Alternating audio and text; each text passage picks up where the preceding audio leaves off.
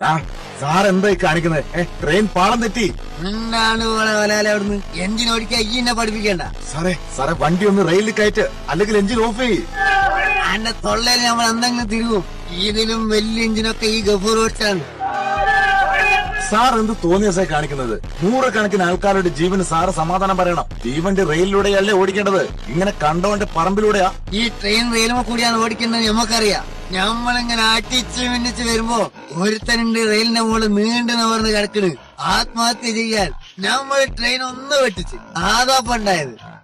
എന്റെ സാറേ, ഒരാളുടെ ജീവന് വേണ്ടി നൂറുകണക്കിന് ആളുകളുടെ ജീവൻ ഇങ്ങനെ കുരുത്തി കൊടുക്കുന്നത് ശരിയല്ല. ആ റെയിലിൽ തലവെച്ച് കിടക്കുന്ന ആൾ എന്തായാലും ചാവാൻ തീരുമാനിച്ചതായിരിക്കും. അന്നേരം അയാളുടെ നെഞ്ചത്തുകൂടെ വണ്ടി കയറ്റാന്നല്ലാണ്ട് ഇങ്ങനെ ട്രെയിൻ പറമ്പിലൂടെ ഓടിക്കാ ചെയ്യാ. ഓന്റെ നെഞ്ഞത്തൂടെ വണ്ടി കയറ്റാൻ തന്നെയാണ് നമ്മൾ വിചാരിച്ചത്. ട്രെയിൻ അടുത്തെത്തിയപ്പോ കള്ളം എണീച്ച് ഓടിക്കാതെ. അതിന് അയ്യാ എന്നെ കൊല്ലുന്നേ, ഞാനിനി ആത്മഹത്യ ചെയ്യൂലേ. അയ്യാ എന്നെ കൊല്ല. ഈ ഓന്റെ നെഞ്ഞത്തൂടി വണ്ടി കയറ്റാണ്ട് ഈ ഗഫൂർ ട്രെയിൻ റെയിലുമോ കയറ്റൂല.